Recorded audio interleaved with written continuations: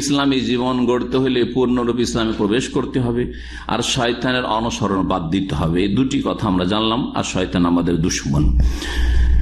যারা ইসলামের কিছু পালন করে কিছু পালন করে না, কিছু দিকে তো ইসলাম ঠিক আছে আর কিছু দিকে ইসলামে ঠিক নেই, তাদের অন ইসলামিক জিন্দেগি, তাদের কোন কোন ক্ষেত্রে জি ভাগাভাগি করে মানে।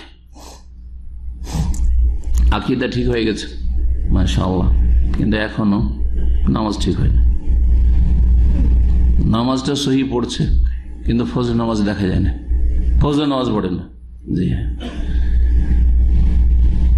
নামাজ ঠিক হয়েছে, নামাজ মাশাআল্লাহ নামাজ ঠিক আছে, কিন্তু বিদাতি নামাজ পড়ছে। জি হ্যাঁ, অথবা আকীদাও ঠিক আছে, সুন্নাহও ঠিক আছে, নামাজও ঠিক আছে, কিন্তু আখলাক চরিত্র খারাপ। যেমন আমাদের আজকাল দিনী ভাই বলে খুব আজকাল ডাক হাঁক চলছে, কিন্তু দিনী ভাইয়েরা মানুষকে টাকা পয়সার ক্ষেত্রে, আমানতের ক্ষেত্রে বড়ই ধোঁকা দিচ্ছে। এরা দিনী ভাই এখনো ভালো হইতে পারেনি, এদের সংশোধনের প্রয়োজন রয়েছে। এখনো এদেরকে কাফা।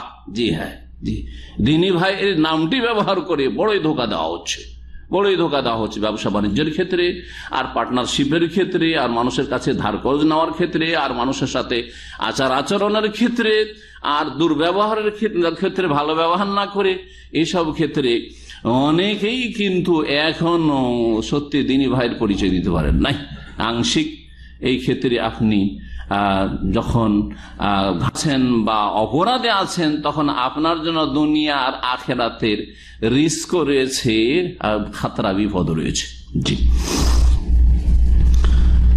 এদের শাস্তির কথা শুনেন যারা কিছু পালন করে কিছু পালন করে না। সূরা বাকারা আয়াত নম্বর 85 আপনাদেরকে শোনায়। আল্লাহ বলছেন, আফাতু মেনুনা বিবাদিল কিতাব ওয়া তাকফুরুনা বিবাদ। আচ্ছা, তোমরা আল কিতাবের মানে আল্লাহর বিধান, কোরআন সুন্নাহ, আল কিতাব বলতে কোরআন সুন্নাহ, আল্লাহর বিধানকে বোঝানো হয়েছে।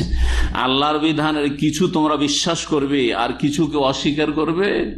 অস্বীকার করলে তো ইসলাম থেকে বেরিয়ে গেল, আর অস্বীকার করলো না কিন্তু অবহেলা করলো, আজ করছি ঠিক আছে, পারি না ইত্যাদি, অথবা সেই ক্ষেত্রে সজাগ নয়, হাত ভারী, অথবা এই ক্ষেত্রে লোভী, লোভ সামলাতে পারছে না, নামাজ ঠিক, আকীদা ঠিক, কিন্তু লোভ সামলাইতে পারছে না, যার ফলে নিজের পয়সাটা ঠিক রেখে তোর যে শেয়ার, তোর লস হোক, আমার যেন লস না হয়।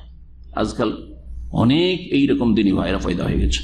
জি হ্যাঁ, লস হলে অন্যের লস, আমার যেন লস না হয়। জি হ্যাঁ, তোমরা কিছু পালন করবে কিছু পালন করবে না, কিছু বিশ্বাস করবে কিছু বিশ্বাস করবে না, কিছু ক্ষেত্রে সংশোধন ভালো মানুষ হবে আর কিছু ক্ষেত্রে খারাপ মানুষ।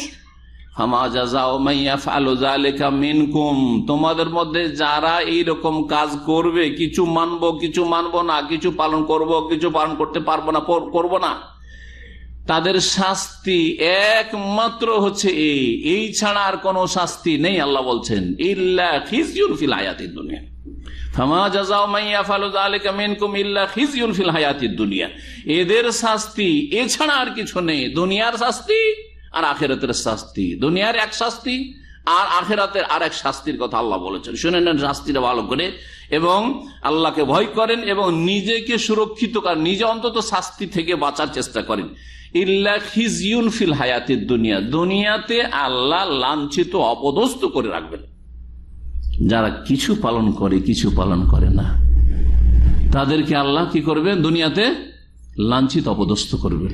মাশাআল্লাহ, মুখে দাড়ি আর সই আকীদা, আবার নামাজ ঠিক আছে, কিন্তু বিবির পর্দার গর্দা উড়িয়ে দিচ্ছে। বাড়িতে পর্দা নেই, মেয়েদের পর্দা নেই, মেয়েদেরকে সহশিক্ষায় পড়াচ্ছে, লজ্জা করে না। কলেজ ইউনিভার্সিটি পড়িয়ে মেয়েদেরকে বিএ আর এমএ পাস করাইতে হবে, ছেলেদের সাথে সহশিক্ষায়, আউযুবিল্লাহ। এইরকম যারা করবে, খিজয়ুন ফিল হায়াতিদ দুনিয়া, দুনিয়াবী জীবনে তাদেরকে লাঞ্ছিত করবেন। লাঞ্ছিত করে না? বড় মুসল্লি, নামাজি, মুখে দাড়ি আর ঈদে মুসল্লি, আর রমজানে ইতিকাফ করলো, আর মেয়ে কার সাথে বেরিয়ে পালিয়ে গেছে। হচ্ছে না? হচ্ছে না? দুনিয়াতে আল্লাহ লাঞ্ছিত করলো না? করলো না? মুখ কালো করলো কি করলো না? বাপ মায়ের গোটা বংশের মুখ কালো করলো। এই আয়াতের তাফসীর যদি বুঝতে হয়, এইভাবে বিভিন্ন ক্ষেত্রে আপনি এক্সাম্পল দিয়ে বুঝতে পারবেন। একটা আপনাকে উদাহরণ দিলাম। জি হ্যাঁ, দুনিয়ার শাস্তি তো এরকম লাঞ্ছনা আছে, তারপরে সমালোচনার পাত্র, আরে লোকটা মুসল্লিগিরি দেখাচ্ছে, আর দেখো না মানুষের টাকা মেরে খাচ্ছে, লাঞ্ছিত কিনা? জি হ্যাঁ। ওয়াউমাল কিয়ামতি ইউরাদ্দুনা ইলা আশাদ্দিল আযাব, আর কিয়ামতের দিনের অপেক্ষা করো। কিয়ামত কখন আসবে জানা আছে? এক্ষুনি কিয়ামত আসতে পারে, এক্ষুনি। মান মাতা কামাত কিয়ামতু, মরলেই কিয়ামত কায়েম হয়ে গেল, মরলেই শেষ, দুনিয়া শেষ, আখিরাত শুরু হয়ে গেছে। এক্ষুনি কেউ যদি এখানে মরে পড়ে যায়, ওর আখিরাত এক্ষুনি শুরু হয়ে গেছে। কিয়ামত এত কাছে, এত কাছে কিয়ামত, আপনি অবাক হয়ে যাবেন। কিয়ামত মানে ওই ইয়ামুল কিয়ামা হবে, তাহলে ওটা বড় কিয়ামত, কিন্তু মতের সাথে সাথে ছোট কিয়ামত শুরু হয়ে গেছে। জি, কিয়ামতের সুগরা শুরু হয়ে গেছে। আখিরাতে ইউরাদ্দুনা ইলা আশাদ্দিল আযাব, কঠোর শাস্তির দিকে ঠেলে দেওয়া হবে, কত কঠোর শাস্তিতে নিক্ষিপ্ত হবে। ওমাল্লাহু বিগাফিলিন আম্মা তা'মালুন, আর তোমরা যা কিছু করছো দুনিয়াতে, আকীদা আমলের ক্ষেত্রে, ইবাদত বন্দেগীর ক্ষেত্রে, আর আখলাক চরিত্রের ক্ষেত্রে, আর মানুষের হকের ক্ষেত্রে, আল্লাহর হকের ক্ষেত্রে, আর নির্জনেই বা কি করছো, আল্লাহ তা থেকে অনবহিত নন, আল্লাহর বেখবর নন, আল্লাহ সব খবর রাখেন। জি, এই ছিল সূরা বাকারা আয়াত।